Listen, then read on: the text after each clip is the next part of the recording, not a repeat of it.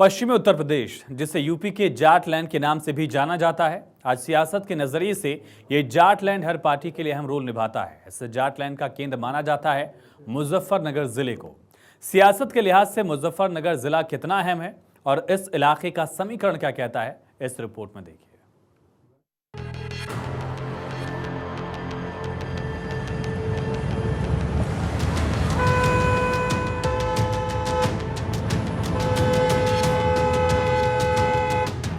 मुजफ्फरनगर यानी पश्चिमी यूपी का केंद्र बिंदु।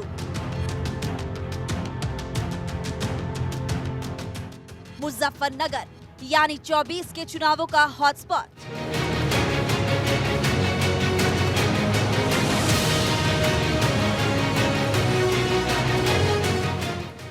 मुजफ्फरनगर यानी कि एशिया की सबसे बड़ी गुड़ मंडी।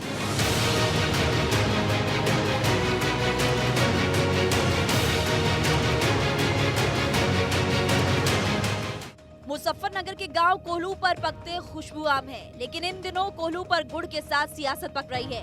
वैसे तो जाटलैंड के नाम से मशहूर मुजफ्फरनगर चौधरी चरण सिंह और उनके परिवार की विरासत रहा है और मुस्लिम जाट समीकरणों को साध कर उन्होंने सिर्फ मुजफ्फरनगर ही नहीं, पूरे पश्चिमी यूपी को कंट्रोल किया है।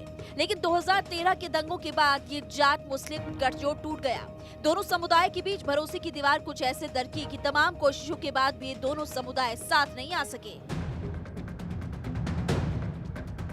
इस बदले सियासी समीकरण का सीधा फायदा बीजेपी को मिला, जहां वो बीते 2 बार से चुनाव जीत रही है।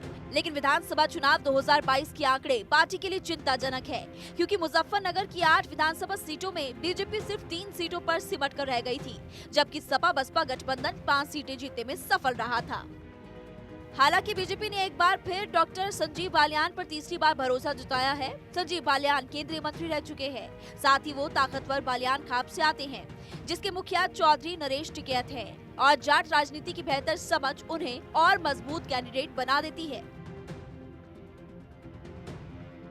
इसी तरह 4 बार विधायक और राज्यसभा सांसद रह चुके हरेंद्र मलिक सपा कांग्रेस गठबंधन से प्रत्याशी है, तो वहीं बीएसपी ने दारा सिंह प्रजापति को चुनावी रण में उतारा, यानी कि मुकाबला त्रिकोणीय है।